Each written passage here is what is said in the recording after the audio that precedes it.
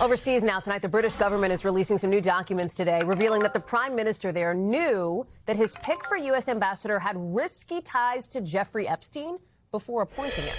Now, the documents show that British officials told Prime Minister Keir Starmer that there was what they call reputational risk, a quote, reputational risk in picking Peter Mandelson for that job as the ambassador, making the point that Mandelson had a particularly close relationship with Epstein and stayed in Epstein's home in 2009 while Epstein was in jail.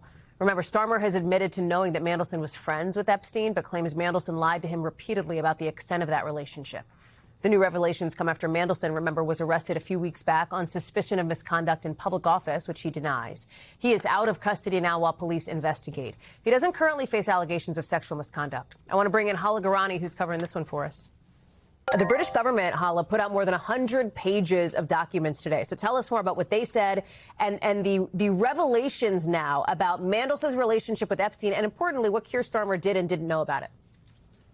Right. Well, this is they're called the Mandelson files here in the UK in the press. 147 pages of documents related to the vetting process of Peter Mandelson to the post of British ambassador to the United States back in December 2024. Hallie, Mandelson was fired last September when a first batch of Epstein files revealed a closer connection to the convicted sex offender Jeffrey Epstein than previously thought. And as you mentioned, he's now under a police investigation following abuse of power allegations when the last batch of Epstein files revealed that Mandelson had shared potentially some documents with Epstein while he was in an official post. Now, let's talk about the British Prime Minister, because this is politically disastrous for him. It appears as though he has been warned that appointing Peter Mandelson as ambassador to the United States could pose, you mentioned it, a general reputational risk because of those ties to Epstein. These are according to the documents released today.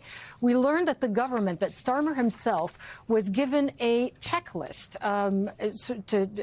that highlighted details about the close personal and professional relationship with Epstein. Here are just a few excerpts for you.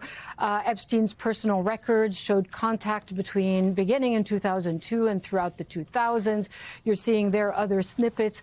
And interestingly, in 2014, Mandelson also agreed to be a founding citizen of an NGO funded by Ghislaine Maxwell. So here you have a government really on the back foot trying to defend this appointment, saying that essentially Mandelson lied to the Prime Minister. Hallie?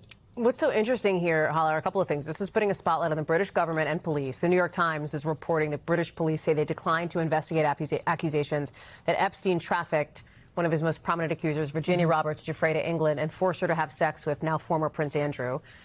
Despite police having several interviews with her, obviously Andrew has denied that.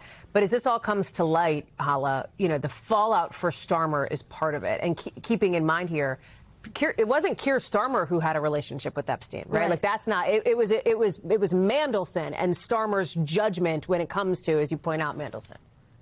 Right, and the revelation today in these Mandelson files that he was warned. He was warned more than once. And obviously, Keir Starmer doesn't appear anywhere in the Epstein files, but it seems as though the fallout will affect him politically directly. And the opposition party, the Conservatives in the UK, are saying, you are saying that Mandelson lied to you when you asked him questions about his relationship with Epstein, but you were given a checklist. You were warned, and that list that you were given did not lie. That is the position of the Conservative Party, so we'll see what impact it will have on him politically, but certainly this weakens him as the leader of the Labour Party, Hallie. We thank you for watching, and remember, stay updated on breaking news and top stories on the NBC News app or watch live on our YouTube channel.